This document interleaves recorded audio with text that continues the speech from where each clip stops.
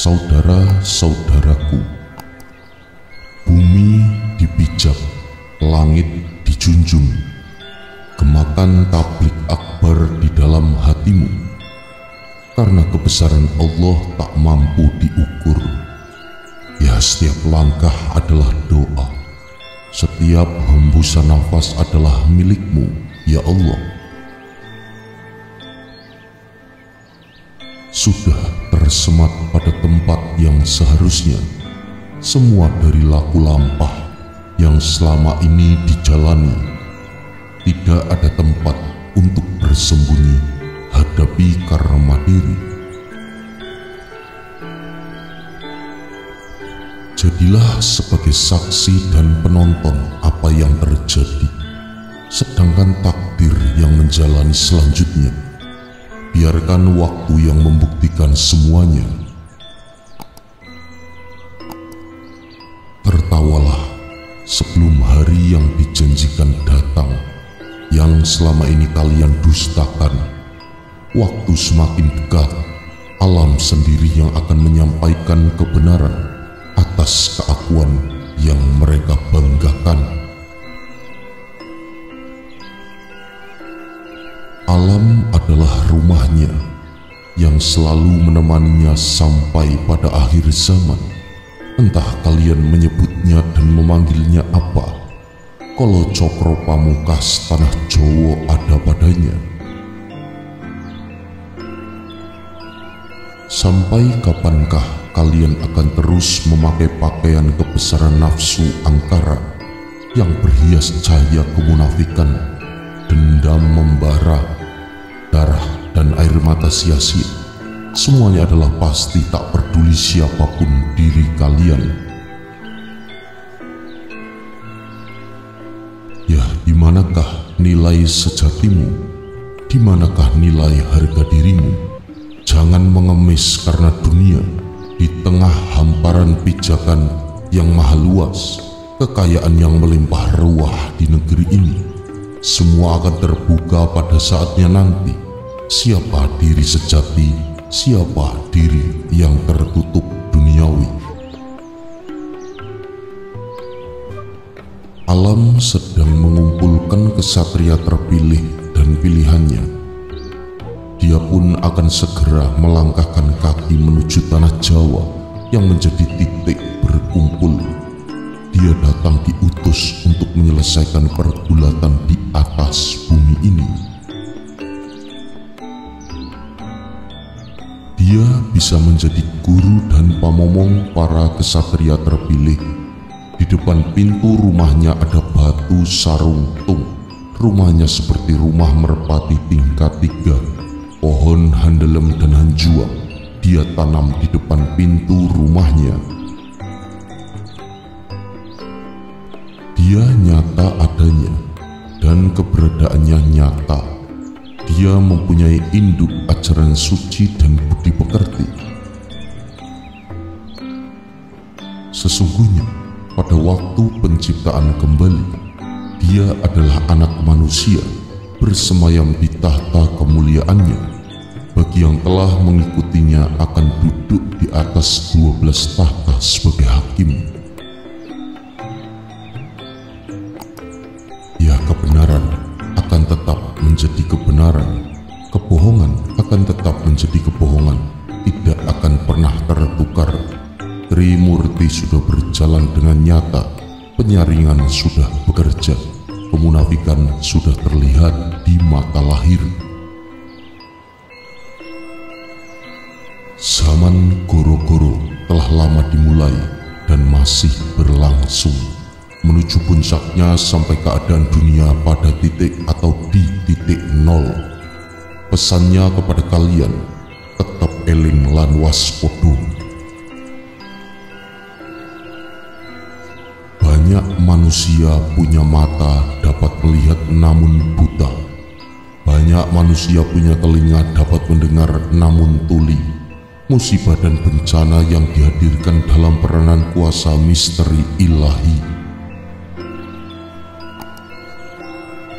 Dia lahir dan terlahir karenanya. Dia menghadap kepadanya dan memohon doa restunya. Dia harus berjalan sepertinya dan meneruskan riwayatnya. Dia berdiri sepertinya, menghidupkan sejatinya. Dia harus bersandar sepertinya, menegakkan harga dirinya. Dia akan membisikkan memohon darah dan jiwa untuk membangunkan harga dirinya. Dia mengatakan kepada kalian bahwa kata-katanya adalah kebenaran untuk kalian yang cukup cerdas, kecuali bagi yang masih dalam permainan kata dalam akal. Berpandang dengan kegelapan, bercengkrama dengan kesombongan, dan kecongkakan berjemur dengan sinar kegelapan. Kesalahpahaman akan menjadikan kebingungan sang diri. Kuatkan pondasi untuk berlayar di lautan luas.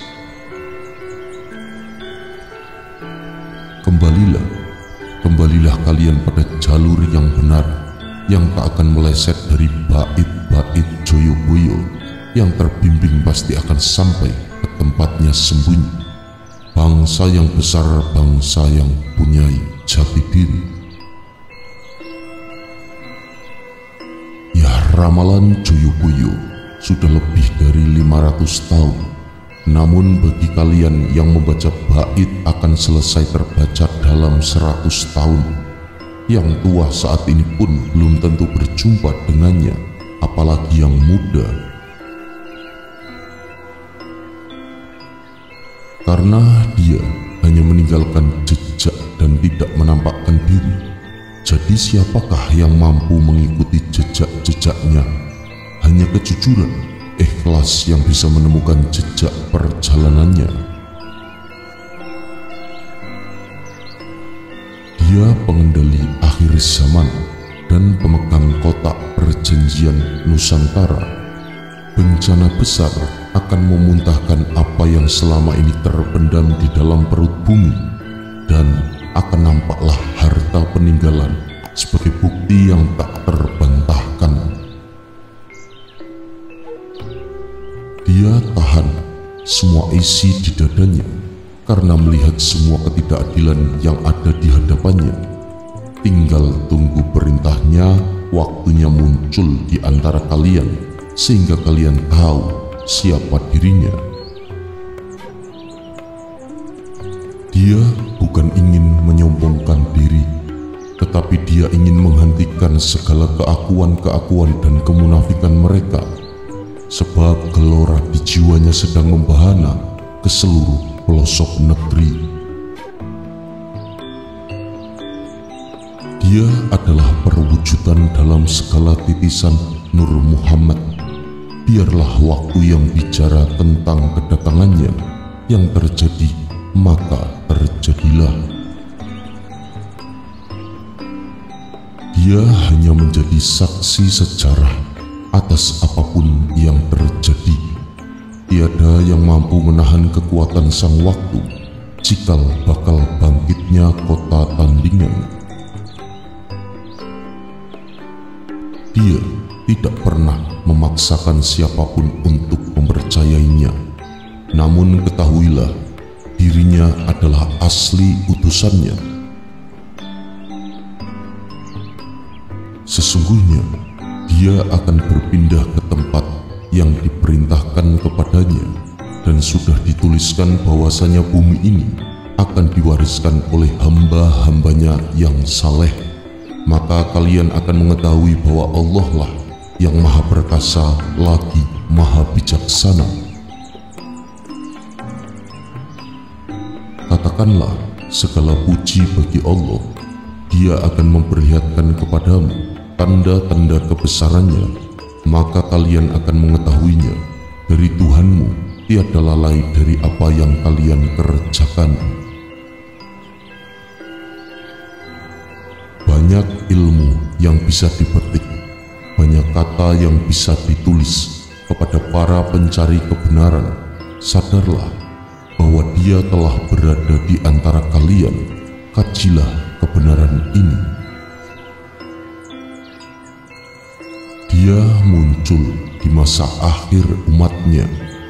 Dia yang diberikan petunjuk, yang pada masa itu Allah akan memberikan hujan kebaikan, harta akan dibagikan secara merata, dan umat dimuliakan. Ketahuilah, apapun yang menjadikanmu tergetar, itulah yang terbaik untukmu, dan karena itulah kalbu seorang hambanya lebih besar daripada singgasananya. Matur sembah nuwun saudara-saudaraku telah menyimak. Mugi rahayu sagung dumadi.